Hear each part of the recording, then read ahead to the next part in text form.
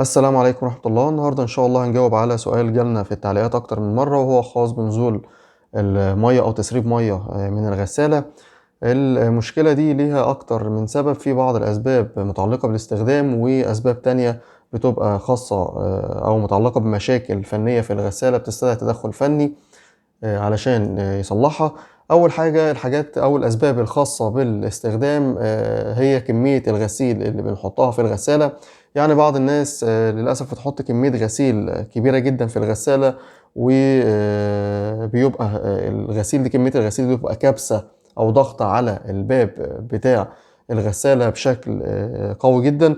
فطبعا ده بيخلي بيعمل فراغ ما بين الباب وما بين الجوان او الغساله، الجسم بتاع الغساله، فبيعمل تسريب ميه او بينزل ميه معانا. ده اول سبب. السبب الثاني وبرضه هو خاص او متعلق بالاستخدام، هو نوع المسحوق. يعني في بعض الناس بيستخدم مسحوق عادي او مساحيق رديئه. يعني المساحيق دي بتعمل رغوه جامده جدا في الغساله، وده بيؤدي برضه الى تسريب ميه من باب الغساله. دي الأسباب المتعلقة زي ما قلنا بالاستخدام. طب الأسباب بقى الفنية ببساطة كام سبب كده برضه هنقولهم على السريع. أول حاجة الباب ده أحيانا بيكون فيه مشكلة. يعني دايما الباب ده احنا بنفحصه. المفروض ان الباب زي ما انتم شايفين كده، آه، انا لما بزقه لفوق وتحت بيطلع وينزل معايا. معنى كده ان الباب ده فيه زي ما بنقول بوش. المفروض الباب ده يبقى ثابت، لما بزقه لفوق وبشده لتحت كده يبقى ثابت، ما بيتحركش او ما بيطلعش لفوق وتحت. طبعا البوش اللي هو فيه اللي في الباب ده بيخليه لما بقفل الباب بيبقى ساقط شوية من تحت، وبيبقى فيه فراغ ما بين الباب وما بين الجوان، فده طبعا بيسرب معايا. طيب ده سبب. طبعا البوش ده بيبقى حله يا اما احيانا بضطر اغير الباب بالكامل، وغالبا بيبقى المشكله في المفصله بس، بحتاج اغير المفصله بتاعه الباب بس. وان شاء الله هنعمل فيديو خاص بس بتغيير الباب والمفصله، والموضوع بسيط جدا زي ما هنوريكم ان شاء الله في الفيديو.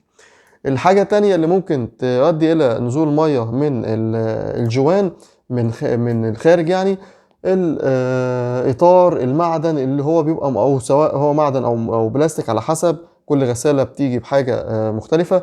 الإطار ده في بعض الناس لما بتبقى مغيرة الجوان، بعض الفنيين أو حاجة، أو بيفك الإطار ده لأي سبب، الإطار ده بيبقى له سوستة. السوستة دي بتبقى المفروض من تحت، لكن في بعض الفنيين بيبقوا مش واخدين بالهم او متخيلين ان الموضوع مش مؤثر، فبيجي يركب الاطار ده وبيخلي السوسته من الجنب او من فوق. وطبعا الكلام ده غلط، لانه السوسته دي بتبقى لما بتبقى من تحت من هنا، المفروض ان هي بتنطر او بتبرز الجوان ده من تحت شويه لبره، فبالتالي الباب لما بيقفل بيبقى شديد الاحكام من تحت.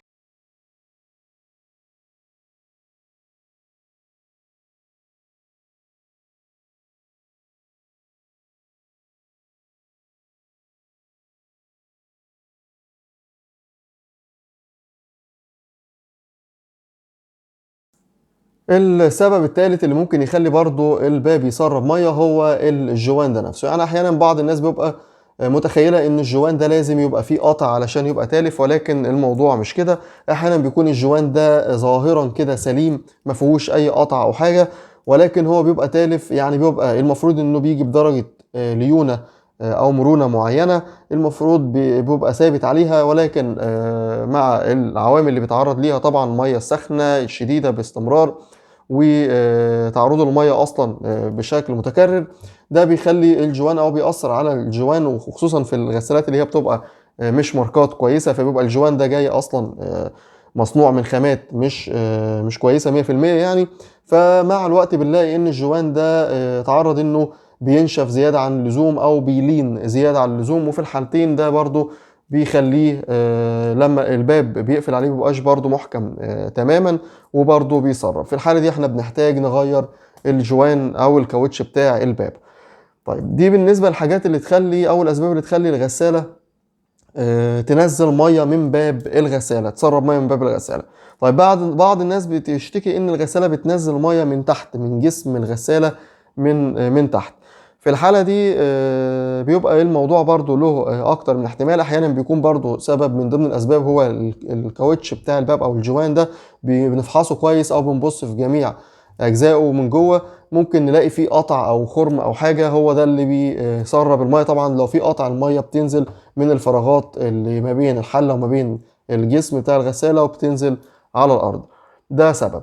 الاسباب التانية كلها دايما بتبقى متعلقة بقى بالحاجات اللي تحت الوصلات بتاعة المية. يعني لو قلبنا الغسالة دي على ظهرها، وهنوريكم الكلام ده ان شاء الله في فيديو قريب، هنلاقي انه في وصلات مية بتربط ما بين الحلة وما بين الترومبة، وفي واصلة ما بين الترومبة وما بين خرطوم الصرف. بنفحص الخراطيم دي او الوصلات بتاعة المية دي كلها، غالبا بيبقى فيها قطع او خرم او حاجة، او في بيبقى طرف مش راكب كويس او فالت من مكانه او حاجه، او يعني بيبقى مش محكم تماما، وده برضو بيؤدي الى تسريب. واحيانا بتكون الترومبه بتاعه الصرف برضو، وان شاء الله هنوريكم في فيديو في الفيديوهات اللي جايه، من الفيديوهات اللي جايه ان شاء الله، طريقه فك الترومبه دي وتغييرها مع بعض. دي كل الاحتمالات اللي ممكن تخلي الغسالة تسرب مية ببساطة. ده كان الفيديو بتاعنا النهاردة. يا ريت اللي شاف الفيديو يعمل لايك واشترك في القناة، ولو في أي تعليق أو أي استفسار بخصوص الموضوع بتاعي النهاردة أو بخصوص أي جهاز منزلي عندكم، كلمونا في التعليقات إن شاء الله وهرد عليكم. شكرا، السلام عليكم.